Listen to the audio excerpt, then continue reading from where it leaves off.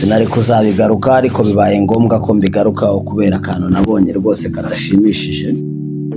Bahanzi bakizamuka mu mbe bino ni ikibazo cyane kuba warateguye amafaranga yawe yo kujya gukora indirimbo, rwose amafaranga ukayafata ukayarunda ukayabirira icyuyi ukajya uyabika, maze mu gihe cyo kujya gukora indirimbo ukibuka kwandika indirimbo uri muri studio. Mu by'ukuri ibyo bintu ni ubuswa bukomeye buri ku rwego rwo hejuru. Uri guhiga amafaranga uvunika, wihiriye ngo ugire ubuhe, warangiza ugafata ukajya kuyatera inyoni ukakwamamara ngo ujye gukora umuziki utabanje no kubaza. Tekereza, indirimbo wandikiye muri studio uzabona umwanya wo kuyikora neza. Ntabwo producer ari umwanditsi w'indirimbo, kabone nubwo yaba umwanditsi, izo si inshingano ze kukwandikira indirimbo, keretse mwarabipanze byibuze nabwo mukabiha umwanya. Ariko uragiye witiye muri studio, producer arakubajije ati tugiye gukora iyi ndirimbo, utangiye kurya indimi. Ageze mu gihe cyo gucura beat, ntabwo ugeze mu gihe cyo kwandika indirimbo. Producer aracura beat y'indirimbo wanditse, ukarepeta, ukayishakira amajwi, ukayishakira amagambo meza ayibereye. Ibyo bituma muzana indirimbo rero zidafite ubutumwa, zidafite epfo na ruguru, ugasanga wapfuye gukora indirimbo yuzuyemo kontreta, yuzuyemo ibintu utamenya, ukibaza iyi ndirimbo yateguwe ryari, kubera iki ubuhanzi nk'aba bakibaho. Dukeneye guhinduka cyane cyane abahanzi bo mu ntara. Jewe niyo mpamvu ibi mbikubwira, kuko nanjye navukiye mu ntara ndetse n'ubu ntuye mu ntara, ariko ibigerageza abahanzi bava mu ntara bahura nabyo ni byinshi, kuko abenshi baba batarajya muri studio ngo bamenye ngo bigenda bite, baba bahuzagurika.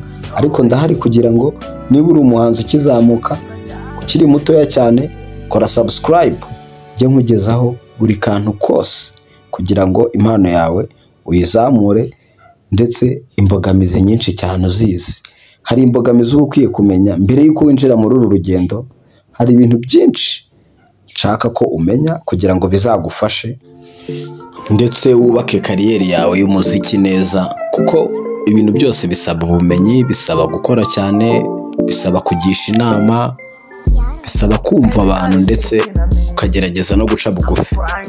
Rero ku bahanzi cyane bo bava mu ntara, ugasanga umuhanzi yiyumvamo impano, akaririmba indirimbo z'abandi, akagerageza no guhimba indirimbo ze, ariko akizamuka ataramenya ibyo ari byo. Ntabwo rero ni ikosa rikomeye cyane kujya muri studio utanditse indirimbo ndetse ngo uyirepete, ndetse ushake n'abantu bazi umuziki. Reka ubabaza ati ndashaka kujya muri studio gukora indirimbo, ese murabona bimeze bite? Umuhanzi agomba kugira abantu bamubwira byibuze ko ibyo yakoze bimeze neza. Burya na ubwenge bw'umuntu umwe bumutera gusara. Baravuga ngo umutwe umwe wifasha gusara, wigira inama yo gusara. Ntabwo ari byiza guhubuka ukiruka ukajya muri studio ugiye kurikodinga. Ibintu byose ugomba kubitegura. Uba ukeneye kumenya indirimbo yawe se umuproducer wumva wayikora neza ninde, amafaranga yawe ukayashora ariko byibuze afite umutekano. Kuko burya nubwo bwose umuhanzi akenshi dukora umuziki twumva nta kibazo dufite, twumva niyo twawukora se ntitumenyekane cyangwa se ntibitugirire akamaro. Abahanzi benshi bumva gukora umuziki ari ibyishimo byabo, ariko nanone gukora ibintu bifite inyungu ni byiza kurusha uko wakora ibintu zagara bidafite umurongo, ibintu bidafite ishusho nziza, nubona ari ibintu birimo akavuyo. Niba ugiye gukora indirimbo muri studio wumva yakugirira akamaro nk'umuhanzi koko ushaka kugeza kariyeri yawe ku rwego rwiza, tegura. Ibi ngibi ntabwo ndi kubibwira wa muhanzi uzajya mu rugo akumva ngo yaririmbye, akumva yagize indirimbo yayanditse, akumva ngo yabaye umuhanzi. Ntabwo ari uwo ndi kubwira wa muhanzi ushaka kubaka kariyeri ye. Niba ushaka kugira ngo wubake kariyeri yawe, ugomba gukora imyitozo. Ubu uri umuhanzi ufite indirimbo zawe wahimbye ziri mu mutwe, ku buryo anytime wawe wajya no mu marushanwa. Reka ujye umenya ko niba uri umuhanzi ufite aho ushaka kugeza impano yawe, ujye wumva ko amahirwe yaza ukaba wabona chance ukagenda ukarushanwa, cyangwa se ukaba wabona ahantu bari kugenda bagaragaza impano nawe ukaba wagaragaza impano. Niyo mpamvu ibyo ngibyo rero mbere yo gutekereza kujya muri studio urabanza ukubaka ubushobozi bwawe, ukiga kugendera muri beat.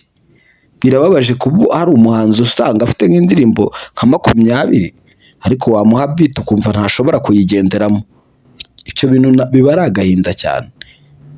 Niyo mpamvu uzabona umukinnyi ahantu hose yahurira na baro arayikina, yaba ari mu mazi, yaba ari mu mahwa, yaba ari mu bitaka arayikina. N'umuhanzi ahantu azahurira na mikoro naho azaririmba.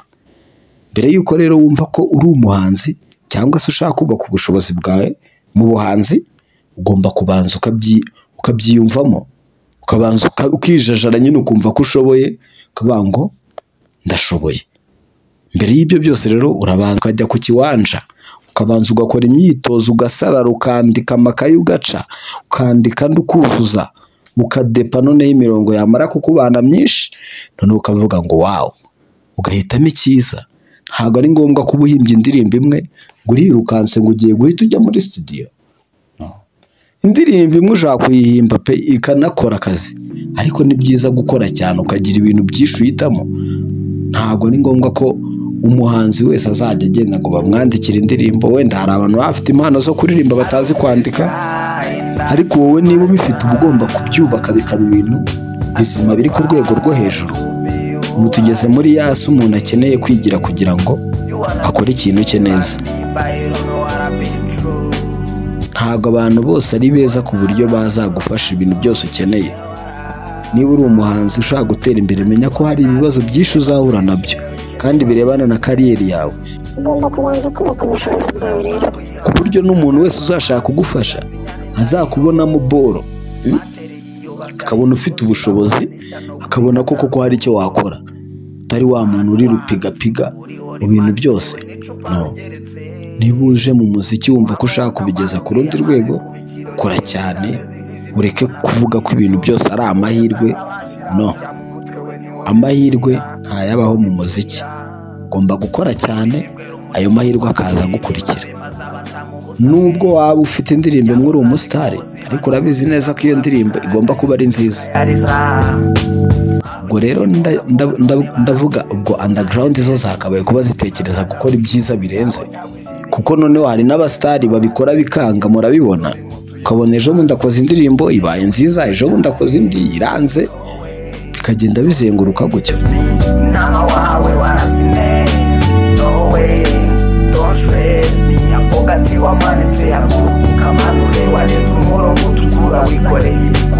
Biba bisaba rero kuba warakoze imyitozo cyane ukiri muto ugitangira, kugira ngo ukure uzamuka, nyine ugwiza ubumenyi, ugwiza n'ubushobozi, ku buryo hari nawe uzagera ukaba wagira indirimbo nk'icumi cyangwa se zingahe nyinshi cyane, zose ziza zigakubita nta n'imwe iflopinga kuri imyitozo wakoze. Rero ibintu byose bihera hasi.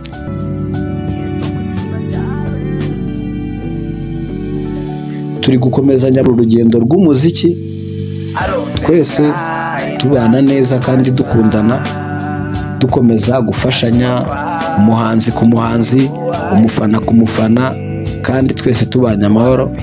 Twibuka gukora subscribe kuri iyi channel Imbaraga Nshya, kugira ngo tujye duhora turi kumwe mu gihe cyose twazanye ikintu gishyashya. Kandi turabashimira cyane ko mukomeza kugenda mudukurikira, uko mukomeza kugenda mutwereka ko hari ikintu kizima turi gukora.